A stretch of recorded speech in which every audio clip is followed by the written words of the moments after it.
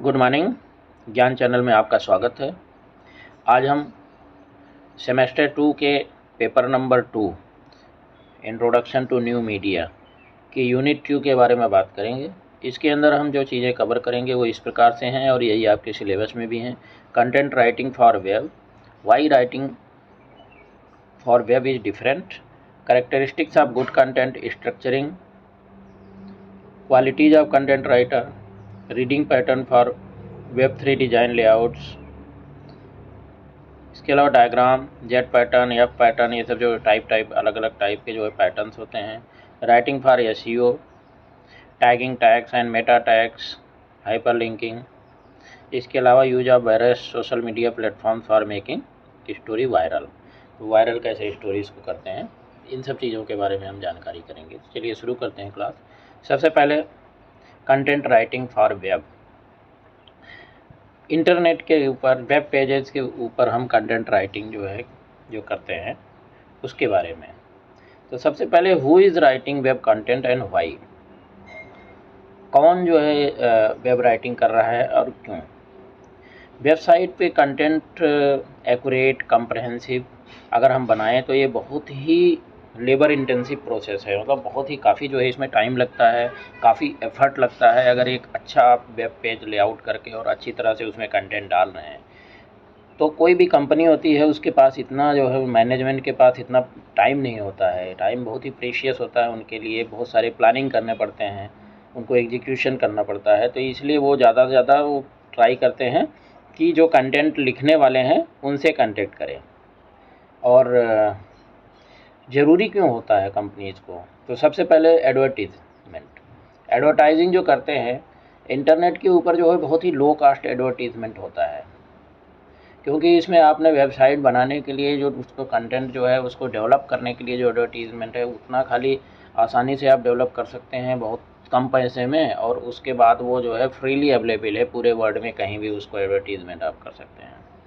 इसके अलावा रेपुटेशन जो कंपनीज़ की होती है, वो रेपुटेशन वो किस चीज़ में उनका एक्सपर्टीज़ है, इसलिए वो अपना जो है उसको दिखाने के लिए, अपनी एक्सपर्टीज़ को डिमॉन्स्ट्रेट करने के लिए पार्टिकुलर इंडस्ट्री के अपने ब्लॉग पेजेस खोलते हैं, उनको डेली अपडेट करते हैं, उनके ऊपर इन्फॉर्मेशन जो करंट है वो डालते रहते हैं। इसके अलावा सर्च इंजन ऑप्टिमाइजेशन के लिए, सर्च इंजन ऑप्टिमाइजेशन अगर आप ठीक से नहीं करेंगे तो वेब क्रॉलर्स जो होते हैं, जो आपके सर्च इंजन्स होते हैं वो आपके कंटेंट को इंटरनेट के ऊपर ज़्यादा लोगों को जो है प्रायोरिटी में डिस्प्ले नहीं कर पाएंगे, इसलिए उसकी बहुत ज़रूरत होती है। इसके अलावा कनेक्शन टू कस्टमर्स, तो सबसे ज़रूरी, सबसे मेन गोल किसी भी बिज़नेस का होता है वो अपने कस्टमर से कनेक्ट करें, तो ये बहुत ही ज़रूरी है। तो इसीलिए जो है इसकी ज़रूरत, कंटेंट राइटिंग की ज़रूरत पड़ती है।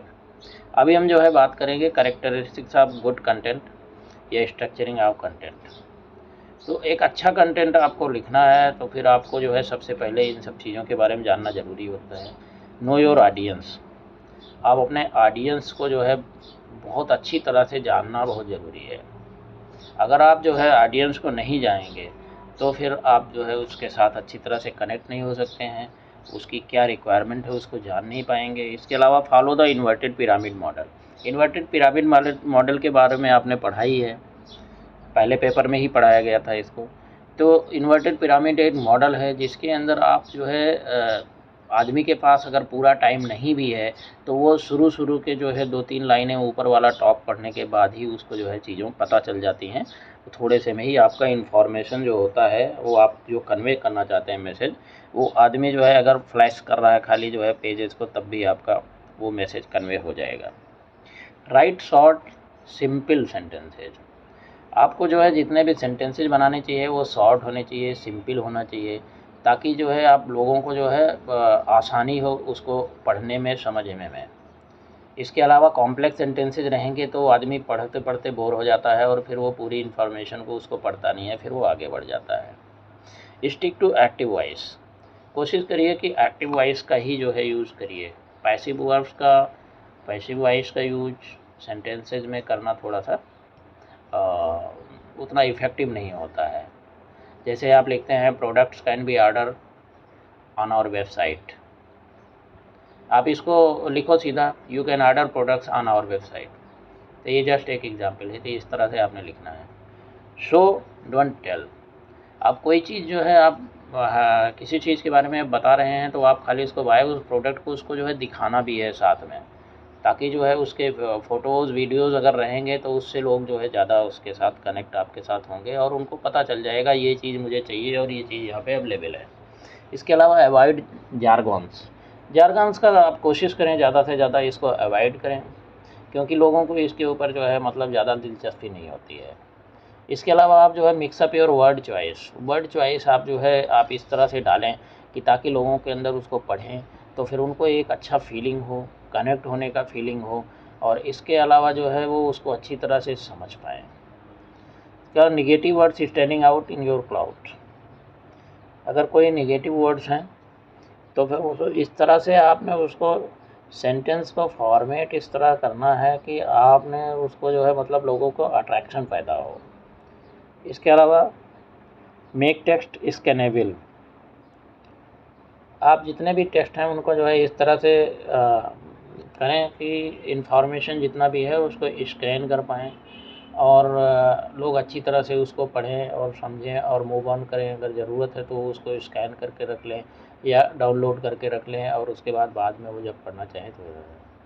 इसके अलावा आपने जो है टेक्स्ट हैवी पैराग्राफ्स अगर हैं तो आप बुलेटेज या न्यूमेरिकल लिस्ट जो है बनाएं, और आप जो है बहुत बड़ा लॉन्ग जो है पेज के अलावा उसको कंटेंट को लेवल टैब्स में जो है आप छोटे छोटे उसमें इंक्लूड करें, तो इससे काफ़ी फ़ायदा होगा। इसके अलावा है जो है इनकॉर्पोरेट मल्टीमीडिया। मल्टीमीडिया मतलब फ़ोटोज़ वीडियोज़ हर चीज़ों को उसके अंदर इनकॉर्पोरेट करेंगे तो फिर उससे जो है आपका जो है काफ़ी अट्रैक्टिव हो जाएगा और लोगों के अंदर इंटरेस्ट भी आएगा। इसके अलावा वेबसाइट कंटेंट को आप लेयर करें कि मल्टी लेयर रहे वो जो है, ताकि जो है आप इससे क्या होता है कि सर्च इंजन ऑप्टिमाइजेशन में भी इसको काफ़ी हेल्प मिलता है वेब पेज जो कंटेंट्स हैं उनको पिकअप करने में।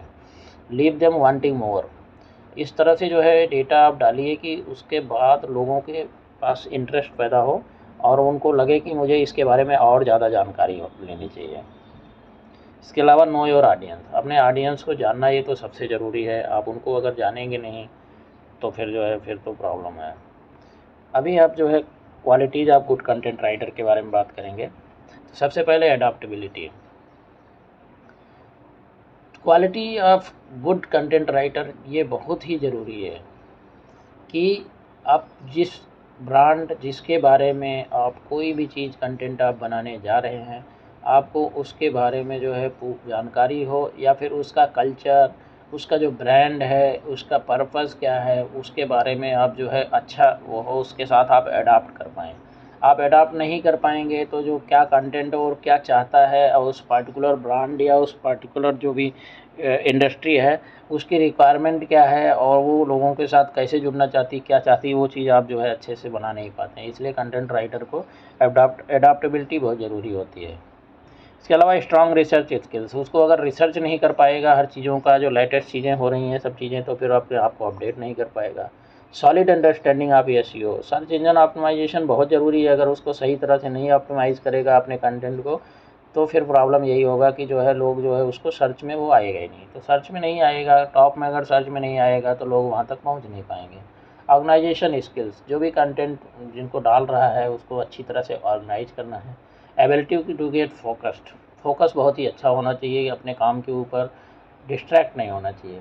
Ability to meet deadlines. आपने जो टाइम बता दिया है उस टाइम पे जो काम को कंप्लीट करना है, दिन रात जैसे करना, आपने टाइम पे उसको डिलीवर करना है, तो ये जो है डेडलाइंस बहुत ज़रूरी होती है। इसके अलावा कम्युनिकेट। अपने कस्टमर के साथ हमेशा आपको कम्युनिकेशन में होना चाहिए, इसलिए ये बहुत ज़रूरी है। आपको जो है कम्युनिकेट नहीं करेंगे तो फिर कोई भी कस्टमर कुछ दिनों के बाद आपसे जो है साइड हो जाएगा, क्योंकि उसका टाइम वेस्ट नहीं होना चाहिए। अगर उसने आपको कांटेक्ट करने की कोशिश की तो आप उससे जो है कांटेक्ट में नहीं आ रहे हैं तो बहुत बड़ी दिक्कत हो जाती है। इसके अलावा एडिटिंग एंड मोर एडिटिंग। आप जितना ज़्यादा जो है एडिट करेंगे किसी भी कंटेंट को वो उतना ज़्यादा वो परफेक्ट होगी। बस प्रॉब्लम यही होता है कि एडिटिंग में बहुत ज़्यादा पेशेंस की ज़रूरत होती है और वो पेशेंस आपको अंदर लाना पड़ेगा। डिलीवर क्वालिटी के बिना तो कुछ होता नहीं है। Staying on demand. आपका जो भी डिमांड जो चीज़ है उसके ऊपर आपको स्टे करना चाहिए, और आप जो है मतलब पीछे नहीं हट सकते हैं। अगर कोई भी डिमांड है, कुछ है, आया है, तो उसको आपने ग्रैब करना चाहिए अपॉर्चुनिटी को, उस चीज़ को कंप्लीट करने, काम करने की कोशिश करना चाहिए। अगर आप ऐसे ही छोड़ते जाएंगे तो फिर बाद में आपको बहुत दिक्कत हो जाएगी, काम भी नहीं मिल पाएगा। अभी हम जो है रीडिंग पैटर्न्स जो है वेब के कैसे हैं, डिज़ाइन लेआउट्स जो है, Gutenberg diagram, Z pattern, F pattern. तो ये अगर हम गुटेनबर्ग डायग्राम की बात करें तो गुटेनबर्ग डायग्राम ये डिस्क्राइब करता है जैसे कि आँखें आपकी जो है किस तरह से मूव करती हैं इंफॉर्मेशन के ऊपर जब उसको पढ़ती हैं। तो उसको जो है प्राइमरी ऑप्टिकल एरिया जो है टॉप लेफ़्ट में होता है, और उसके बाद आपकी आँखें जो है रीडिंग ग्रेविटी, इसके अंदर देखिए डायग्राम के अंदर दिखाया हुआ है कि किस तरह से आपका टर्मिनल एरिया में फैला है, प्राइमरी ऑप्टिकल एरिया, उसके बाद सीधा जो है टर्मिनल एरिया की तरफ जाती हैं। स्ट्रॉन्ग फॉलो एरिया और वीक फॉलो एरिया में जो है आपका देखेंगे उसके ऊपर ज़्यादा जो है आँखें जो है नहीं हो। तो आपको जब अपने कंटेंट को, जब कोई भी चीज़ को दिखाते हैं तो आपको इस तरह से उसको जो है मैनेज करना है, इस तरह से उसको डालना है कि ताकि आपका जो है कंटेंट को लोग जो है मिस न करें। दूसरा जो डायग्राम है वह जेड पैटर्न लेआउट है। अभी जेड पैटर्न लेआउट में जो है आप जैसे देख रहे हैं कि लोग जब पढ़ते हैं तो पहले जो है ऊपर टॉप वाला पढ़ते हैं, फिर उसके बाद वो जो है जनरली स्कैन करते हुए नीचे बॉटम में आ जाते हैं उधर से, और फिर उसके बाद जो है बॉटम वाला ऐसे देखते हैं। तो इस तरह जो पैटर्न है तो इसको जो है एक रिवर्स यस पैटर्न भी जनरली बोला जाता है। ये जो लोग पढ़ते हैं उनका, बहुत सारे लोगों का इस तरह का टेक्निक होता है कि वो जस्ट इस तरह से स्कैन करते हैं, तो इसलिए ये पैटर्न है। इसके बाद नेक्स्ट है zigzag pattern. Zigzag pattern में लोग जो है हर तरफ जो है हर एक पेज को वन बाय वन, जिसको मतलब एक नॉर्मल जो कॉमन रीडिंग होती है कोई चीज़ को पढ़ने की, तो वो पैटर्न जिग जैग पैटर्न है। इसके अलावा जो है आपका गोल्डन ट्रायंगल पैटर्न है। गोल्डन ट्रायंगल में जनरली जो है जैग पैटर्न जो होता है उसी से जनरली जो है गोल्डन ट्रायंगल पैटर्न का जो है फॉर्मेशन हुआ है। और पहले जो है आप इसमें हॉरिजॉन्टली जो है देखते हैं, उसके बाद जो है आप जो है राइट से लेफ़्ट की तरफ जो है वो एक ट्रायंगुलर फॉर्म में आ जाते हैं। इसके अलावा नेक्स्ट है आपका एफ पैटर्न। एफ पैटर्न के अंदर आप देखेंगे जो है ये एफ लेटर के शेप में जनरली जो है बना होता है। और फर्स्ट सजेस्ट जो है पैटर्न जो है इसको किया था जैकब नीलसेन ने, कि आई किस तरह से आपको जो है जब स्टडी करती है तो आप इस तरह से स्कैन करती है। ये सजेस्ट करता है कि इम्पॉर्टेंट इन्फॉर्मेशन जो है आपके टॉप में जो है दिखाना चाहिए, और लेफ्ट जो इम्पॉर्टेंट इन्फॉर्मेशन होता है वो जो लेफ़्ट एजेस की डिज़ाइन के जो है उसके राइट साइड में ऐसी जगह पे दिखाइए कि जो है मतलब ज़्यादा जो है पढ़े ना लोग तो भी काम चल जाए। तो इस तरह से जो है आपका ये एफ पैटर्न हो गया। अभी हम बात करें कि प्रिंट मीडिया से जो है वेब के लिए आपका राइटिंग जो है वो डिफरेंट क्यों है। तो डिफरेंट इसलिए है कि इसके अंदर बहुत सारी चीज़ें जो है अलग डाला जाता है और जिसकी बहुत ज़रूरत होती है। पहली बात तो हुक्स की बात करें, जब कभी कोई चीज़ चेक करता है, कोई आर्टिकल या कोई लिंक जो है उसका पीस राइटिंग को, उसको जो है अगर कोई आदमी चेक करने की कोशिश करता है तो उसमें जो है रीडर की हैबिट, ओट्स, और क्योंकि इंटरनेट पे लोग जब पढ़ रहे हैं तो वो पूरा का पूरा कंप्लीट जो है उसको पढ़ते नहीं हैं। तो इसलिए आप एज ए डिजिटल एडिटर आपको ये पता होना चाहिए, इसलिए आपको इंसिस्ट करना चाहिए कि ऑडियंस को शुरू में कौन सी जगह पे जो है लोग ज़्यादा जो है पसंद करते हैं किस तरह से पढ़ना, और वहाँ पे पूरा उनको इन्फॉर्मेशन देना चाहिए। इसलिए हुक्स का इम्पोर्टेंस बहुत ज़्यादा होता है। इसके अलावा लेंथ की अगर हम बात करें तो कंप्यूटर मॉनिटर के ऊपर आप जो है रीडर्स अगर पढ़ते रहते हैं तो उनका फोकस क्या होता है कि ज़्यादा देर के लिए एक आर्टिकल के ऊपर नहीं होता है, क्योंकि इंटरनेट के ऊपर बहुत सारे डेटा रहती है। तो आपने जो कंटेंट उस पे पेज के ऊपर दिखाना है तो उसकी लेंथ को बहुत अच्छे से जो है आपको उसको मैनेज करना है कि कम से कम लेंथ में ज़्यादा से ज़्यादा इन्फॉर्मेशन हो। इसके अलावा सोर्सिंग, सोर्सिंग जो है, आप अगर देखें कि एक अगर प्रिंटर होगा, प्रिंट के ऊपर तो आप प्रिंट तो जो है पूरे का पूरा डेटा आप कर देंगे। और अब आप ऐसा करें कि आप अपने डॉक्यूमेंट को इस तरह से नेट के ऊपर आपको इस तरह से कंटेंट को जो है मैनेज करना पड़ता है कि ताकि अगर आप आगे कोई चीज़ अगर किसी को सर्च करना है आगे, तो उसके सोर्स कहाँ से वो कंटेंट नेक्स्ट मिलेगा, तो उसको अच्छी तरह से प्रॉपर जो है हाइपरलिंक की वजह से, इजी हाइपरलिंक की वजह से जो है उस तरह से उसको कनेक्ट करना चाहिए। इसके अलावा अकाउंटेबिलिटी बहुत ज़रूरी है। आपने जो कंटेंट दिया हुआ है उसको, उसके अंदर कोई कमी नहीं रहनी चाहिए, उसके लिए आप अकाउंटेबल होना चाहिए ताकि आप उसको और ज़्यादा बेहतर तरीके से बनाएं। इसके अलावा पिचिंग की अगर हम बात करें कि क्योंकि जो है ऑथर्स जो होते हैं वो स्टोरीज़ के ऊपर बहुत देर तक बहुत काम करते हैं, उसको रिफ़ाइन करते हैं। तो एक जो है पिच अगर सबमिट करते हैं उससे तो पहले काफ़ी जो है उसमें अपनी आइडियाज़ को रिफ़ाइन करते हैं। तो जब उसको पब्लिश किया जाता है तो उसमें आपको जो है देखना है कि उसमें पिच वगैरह जो है बिल्कुल सही आनी चाहिए। इसके अलावा पे की अगर हम बात करें तो राइटर से जनरली हम देखते हैं कि राइटर्स जनरली जो है पेमेंट जो है उनको बहुत ही कम किया जाता है प्रिंट वर्क से। ऑनलाइन वर्क में अगर हम कंपेयर करें तो लोग जो लिखते हैं ऑनलाइन में उनको जो है पेमेंट बहुत कम मिलता है। अगर वो कोई स्टोरी को पब्लिश कराएंगे किसी चीज़ में तो उसमें ज़्यादा, प्रिंट मीडिया में अगर पब्लिश करेंगे तो उसमें ज़्यादा मिलता है। तो इसीलिए जो है उसके ऊपर भी उनको ध्यान देना चाहिए। अगर सही पेमेंट वगैरह नहीं करेंगे तो उनका इंटरेस्ट भी, कंटेंट भी उसी तरह का आपके पास आएगा। अगर आप हम बात करें कि ऑनलाइन मार्केटिंग कंटेंट के उनके कैरेक्टरिस्टिक्स जो है क्या होते हैं, तो ये 10 कैरेक्टरिस्टिक बहुत ज़रूरी होते हैं। पहली बात उनका विजुअल। अब विजिबिलिटी जो है होना बहुत ज़रूरी है कि कितने मिलियंस लोग जो है एक साथ आप नेट के ऊपर रहते हैं, तो उस विजिबिलिटी बहुत ज़रूरी है। विजुअल होना चाहिए, सही तरीके से लोगों को समझ में आना चाहिए। इसके अलावा शेयरेबल होना चाहिए कि आप टाइम उसको शेयर कर पाएँ। टाइमली कंटेंट जब हुआ उसी टाइम पे वो अवेलेबल हो जाना चाहिए, अदरवाइज़ उसका रेलेवेंस ख़त्म हो जाएगा। रेलिवेंट, जो उस टाइम पे जो कंटेंट रेलिवेंट है वही कंटेंट उस पर होना चाहिए। इसके अलावा यूनिक होना चाहिए आपका। अगर यूनिक नहीं होगा, वही इन्फॉर्मेशन 10 जगह मिलेगी तो लोगों को इंटरेस्ट आपकी साइट पे आने का नहीं होगा। इसके अलावा उसमें फ़न कंटेंट भी होना चाहिए, इमोशनली अटैच होने वाला चाहिए। इसके अलावा एक्शनेबल कंटेंट होना चाहिए कि ताकि लोग जो है उसको पढ़ें और उसके हिसाब से अपनी जो रिक्वायरमेंट है उसको फुलफ़िल कर पाएँ। इंटरैक्टिव होना बहुत ही ज़रूरी है।